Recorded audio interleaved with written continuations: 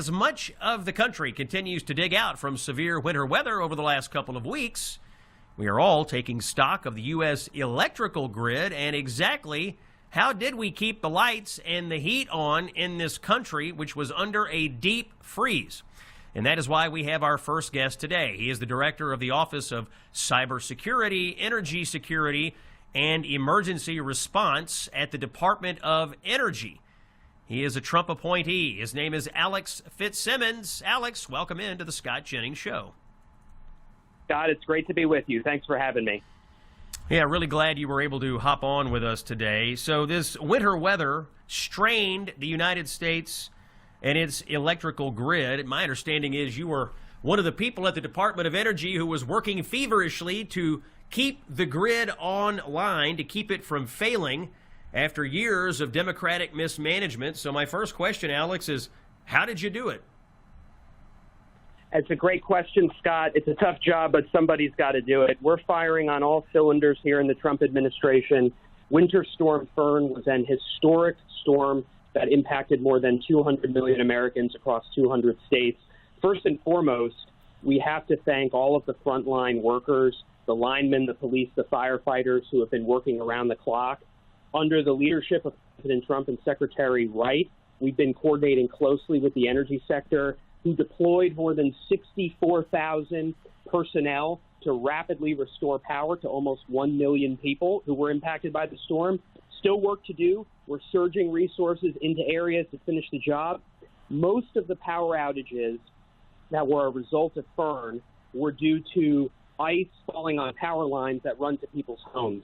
The bulk power system, the generation and transmission system that's the backbone of our country, that stood up, that held up, and there's a few reasons for that. One of them is that Secretary Wright issued a series of emergency orders over the last year after President Trump declared a national energy emergency on day one of his second term. Those orders prevented the premature retirement of more than 17 gigawatts of reliable dispatchable generation that helped keep the lights on during Winter Storm Fern. Secretary Wright also issued a series of orders to leverage more than 35 gigawatts of backup power at data centers and other large industrial sites to stabilize the grid. And then third, the last point, the most important, is that the most reliable sources of energy that we have showed up when the American people needed the most.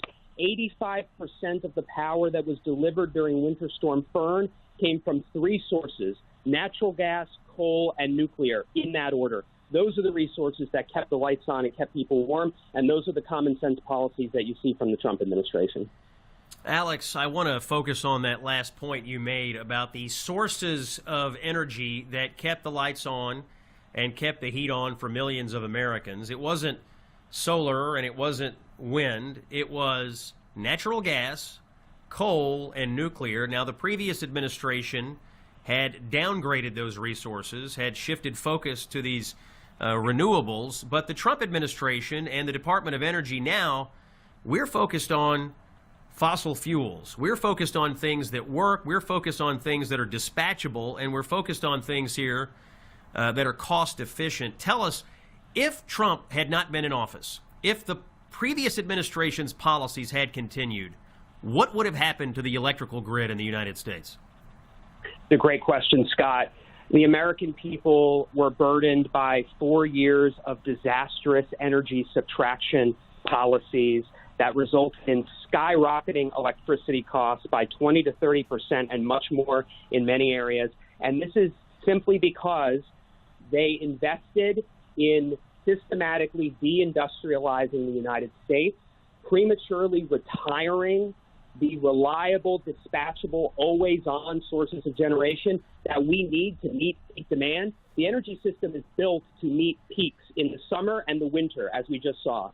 If we don't do that, people die. And the grid operators have been warning us for years that resource adequacy and reserve margins have been shrinking because of the disastrous energy subtraction policies of the previous administration. So we have replaced that energy subtraction agenda under President Trump and Secretary Wright's leadership with an agenda that's focused on energy addition and unleashing all of the most affordable, reliable, and secure energy resources that we have. Everything, as I mentioned, from natural gas, coal, nuclear, hydropower, geothermal. This is the resource mix that we need to keep the lights on. As I mentioned, 85% of the electricity across the country during Fern came from those resources.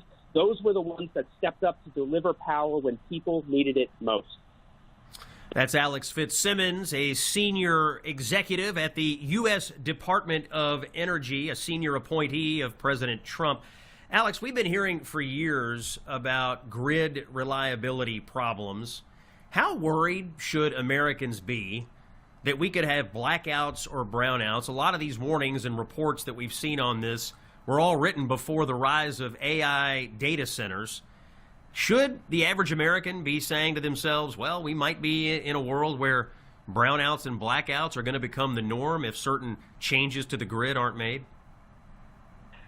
I think that was certainly the direction we were heading under the previous administration's policies. DOE published a report early last year that said, under the direction that we were heading, we were set to lose 100 gigawatts worth of reliable dispatchable generation by 2030. At the same time, we might have to build an additional 100 gigawatts of new generation and supporting infrastructure to accommodate load growth, win the AI race, onshore manufacturing, and restore American competitiveness. That would have resulted in 100 times more power outages for the American people. Not 100% more, 100 times more power outages by 2030. That was the course we're on. We have dramatically reversed course. As I mentioned, Secretary Wright's orders last year alone prevented the premature retirement of 17 gigawatts of power, mostly coal-fired power, that would have otherwise left the bulk power system and would have been unavailable to run. Some of those units, coal plant in Michigan, was operating at 650 megawatts every day during the winter storm, would not have been available to run if the previous administration was allowed to shut down that and other resources like that. And so what we're focused on now, as President Trump has said, is restoring energy dominance. And it's a department that's a three-pronged strategy to stabilize, optimize, and grow the energy system for the American people. That's Alex Fitzsimmons. He is the director of the Office of Cybersecurity, Energy Security, and Emergency Response at the Department of Energy, and he is working hard to keep your lights on and keep the heater going as we all face this winter weather. Alex, thanks for joining us.